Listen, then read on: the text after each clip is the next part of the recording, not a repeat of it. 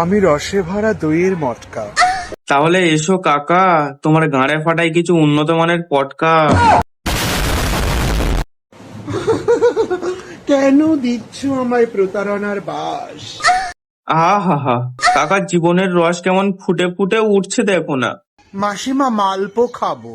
মালবো তোমার গাঁড়ে বাড়া। सिलसिलाए चाहत का नहीं कोई चाहत नहीं, प्रिया तो धोखेबाज है, सब धोखेबाज है, धोखा सब है। दिया बुझ गया। দিয়া বুঝ গেয়া।